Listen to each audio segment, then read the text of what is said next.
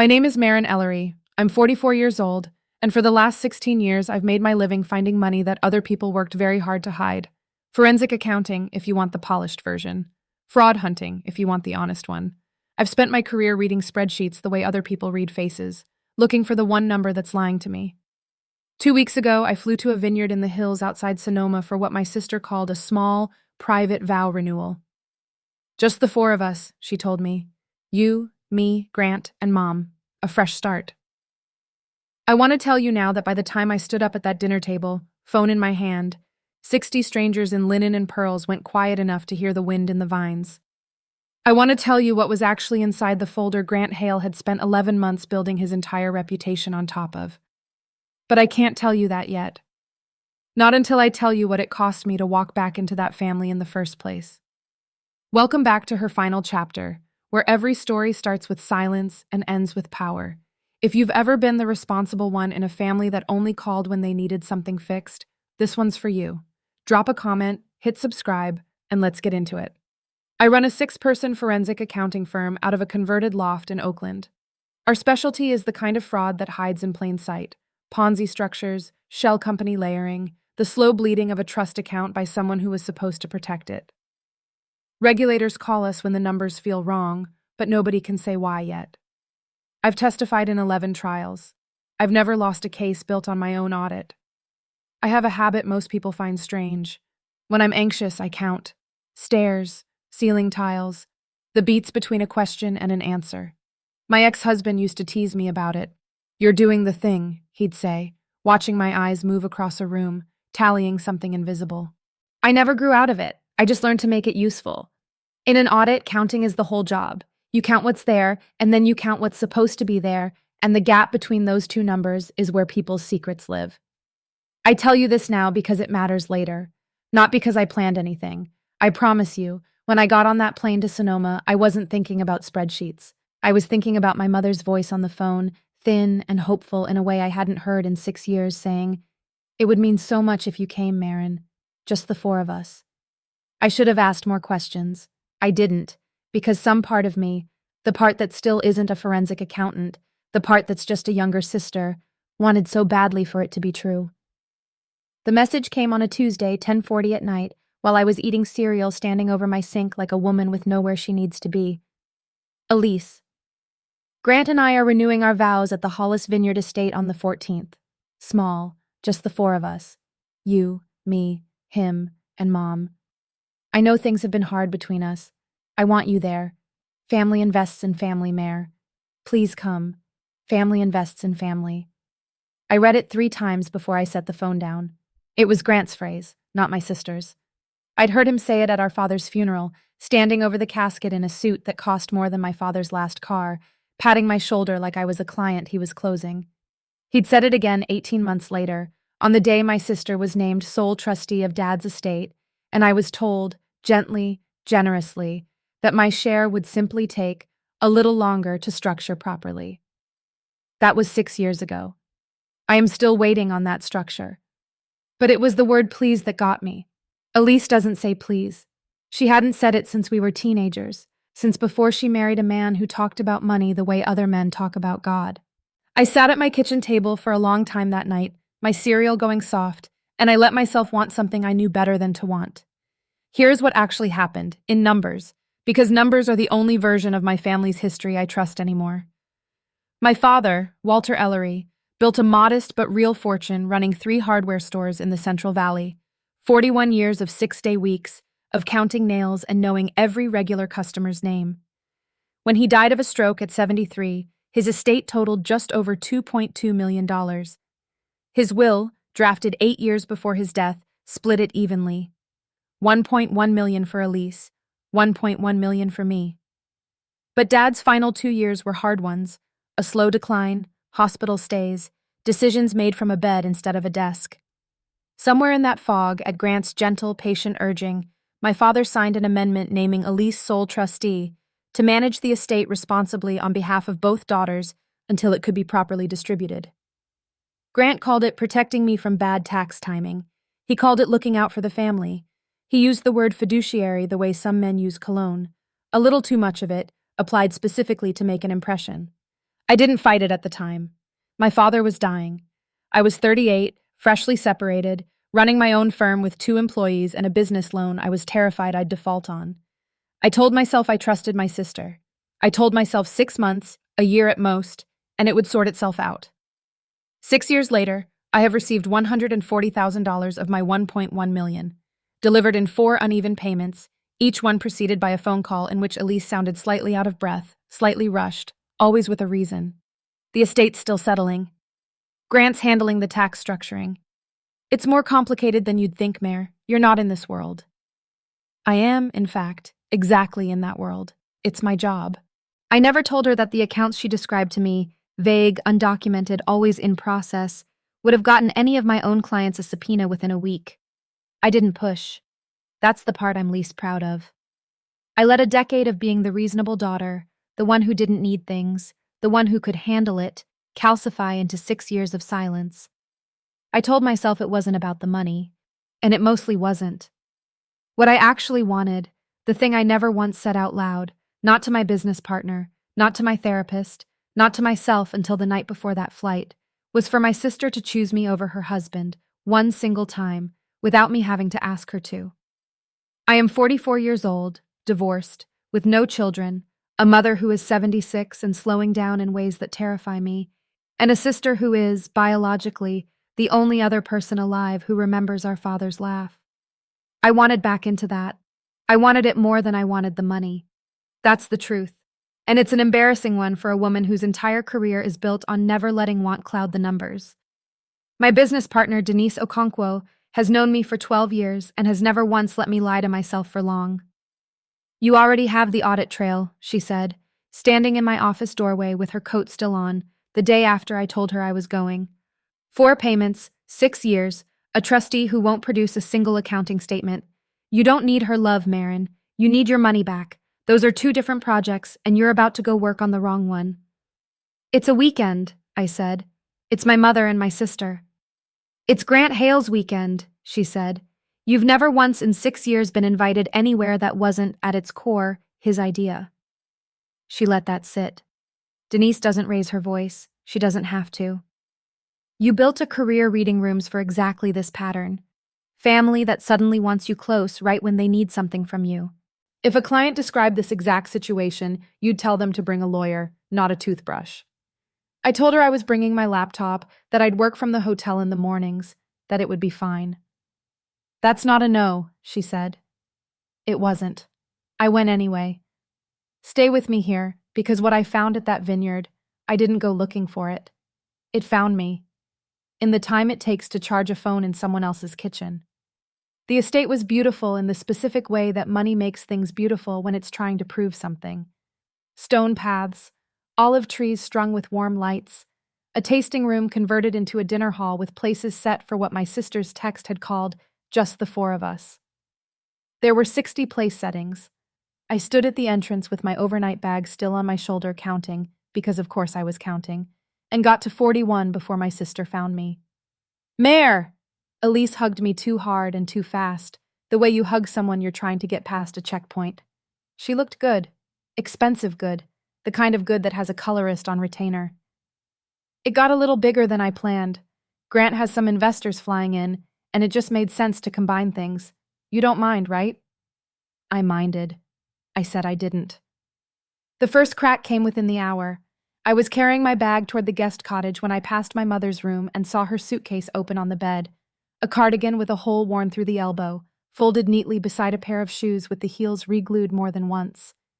My mother has lived on a fixed income since my father died, an income Grant has personally assured her, more than once, at more than one holiday dinner, will be supplemented generously once the trust structuring completes.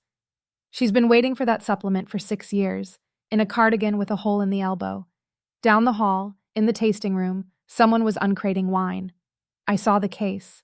$420 a bottle, 18 bottles. I did the math without meaning to. I always do the math without meaning to.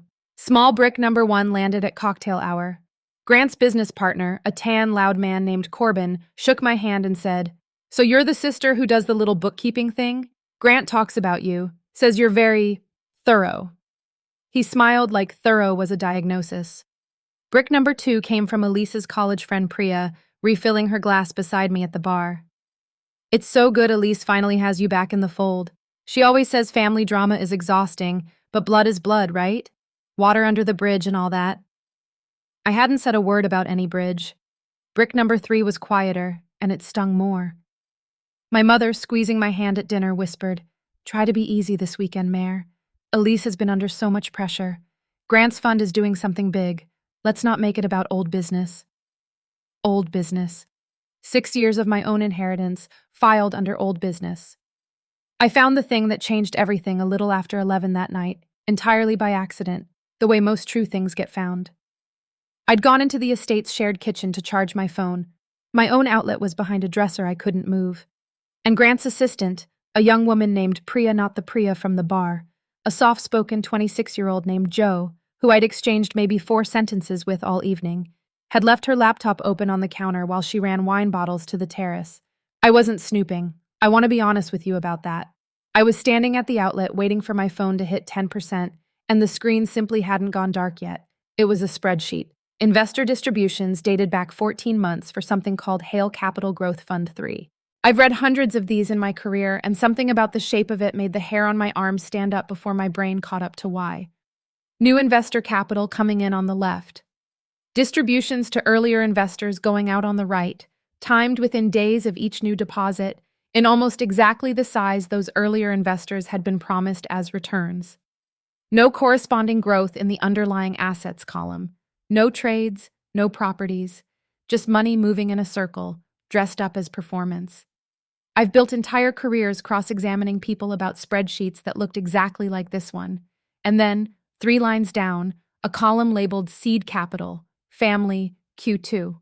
$140,000, the exact figure of the payments I'd received. Beneath it, unlabeled but unmistakable, a second figure, $960,000 marked pending reallocation. My phone hit 10%.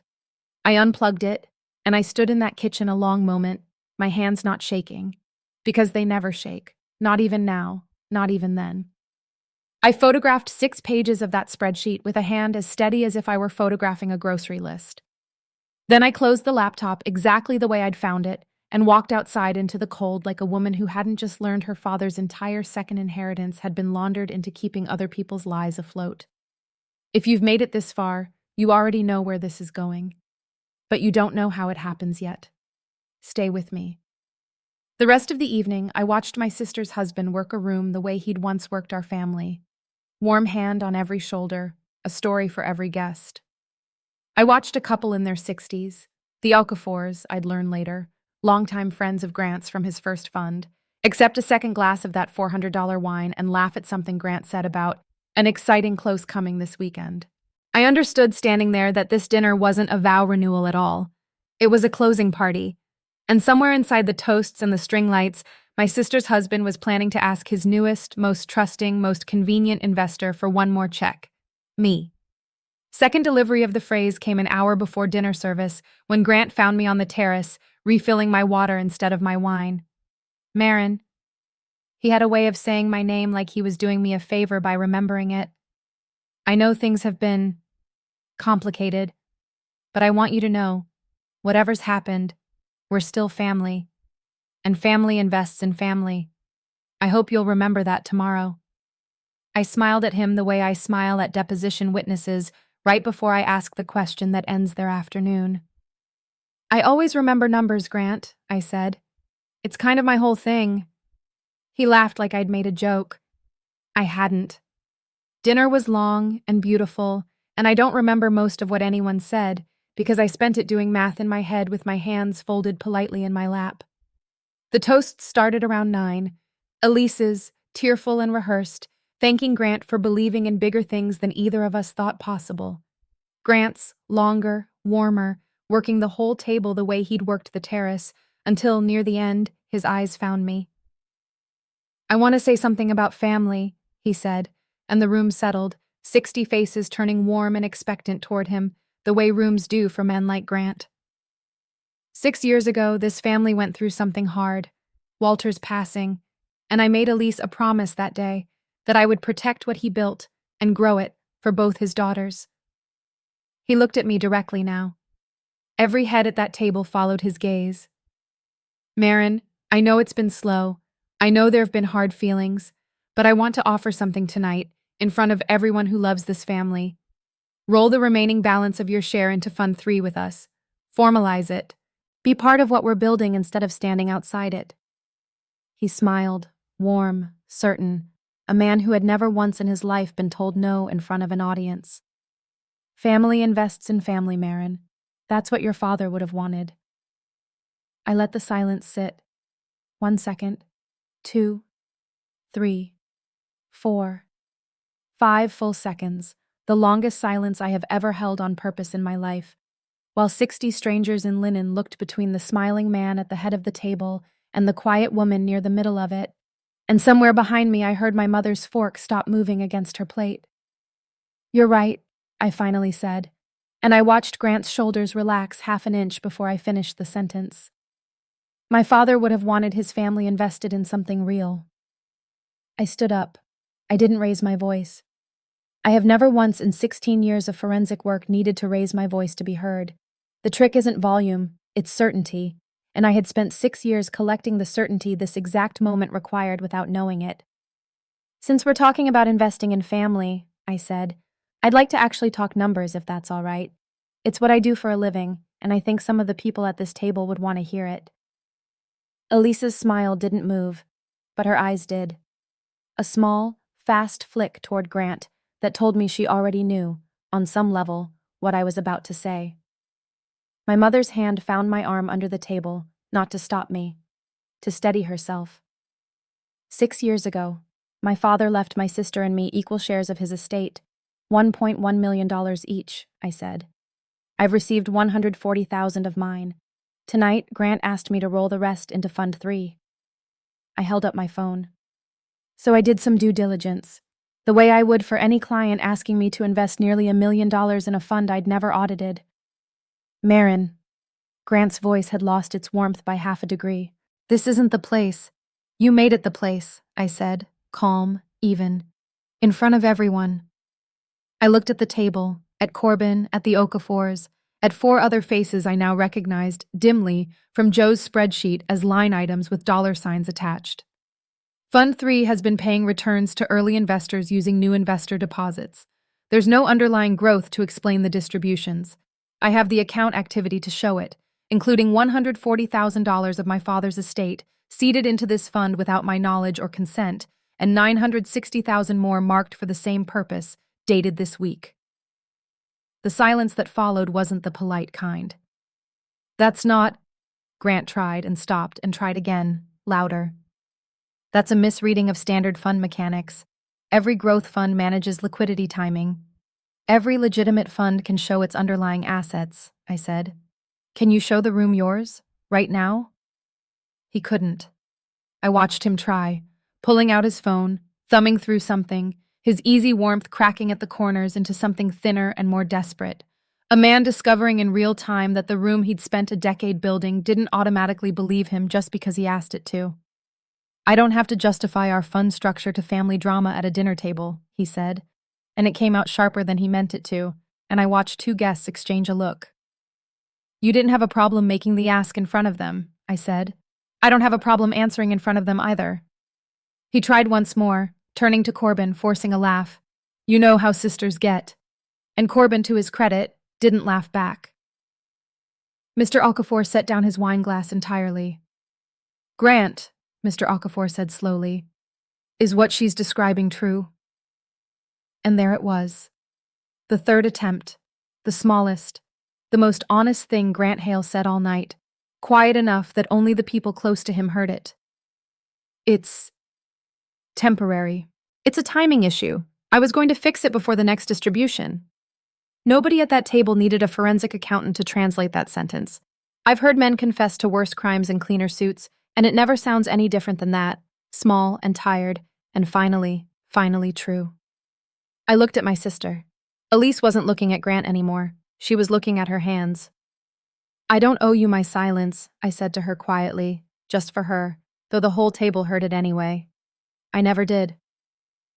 3 guests left before dessert was served. Mr. Okafor was one of them. I later learned he called his attorney from the parking lot before his car left the gravel drive. By Monday, 2 more investors had requested full redemptions. By the following week, the state's Financial Regulatory Division, the same office that had sent me 2 other fund cases in the past 3 years, had opened a preliminary inquiry into Hale Capital Growth Fund 3, based in part on documentation I provided, entirely lawfully, entirely on the record, because I never once touched a system I wasn't authorized to see. Everything I showed that table, I'd photographed off a screen that was left open in a shared kitchen, in plain view, by a young woman who, it turned out, had been quietly documenting her own concerns about the fund for months and was relieved, more than anything, to finally be believed. Elise didn't fly home with Grant. She stayed at the estate 2 extra days, and on the second one she called me. She didn't apologize, not fully, not the way I used to imagine she would in the version of this story where everything gets tied up clean. What she said was smaller and I think more honest. I knew it was wrong before you said anything. I just didn't want to be the one who found out. I told her I understood that better than she thought I did. The fund is under formal investigation as I'm telling you this. Grant's remaining investors are pursuing restitution. My father's estate, what's left of it, and what can be clawed back, is being untangled by an attorney I hired the Monday after that dinner, a woman as thorough as I try to be. I don't know yet what I'll recover. Some of it, probably. Not all of it, almost certainly. I've made peace with that faster than I expected to. But here's the second thing, the quieter thing, the one that had nothing to do with the fund at all. 2 weeks after the vineyard, my mother drove to my apartment with a shoebox she'd kept in her closet since my father died. Inside it were 11 letters, unsent, that he'd written to me in the last year of his life and never found the nerve, or the time, or the health to give me. In one, dated 4 months before he died, he wrote, "Your sister needs watching over. You never have.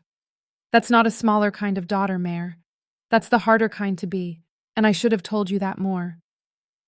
My mother sat at my kitchen table, the same table where I'd once let a text message from my sister talk me into wanting something I already had, and she said, "I always thought you were the one who didn't need us. I'm sorry it took this long to understand that not needing us and not being loved by us were never the same thing. I don't think that fixes 6 years. I don't think it's supposed to, but it's the first true thing my family has handed me without my having to go looking for it in someone else's spreadsheet. I used to think being the reliable one meant being the one nobody worried about. Now I know it just meant being the one nobody checked on. Those aren't the same thing, and it took a vineyard full of strangers and a spreadsheet I wasn't supposed to see for me to finally believe the difference. Silence isn't loyalty. It's just theft with better manners. And I stopped paying it 6 years too late, but I stopped. That's my story. If it meant something to you, drop a comment and tell me. I read every one. And if you want more stories like this, hit subscribe to her final chapter, because there's another one waiting for you next week.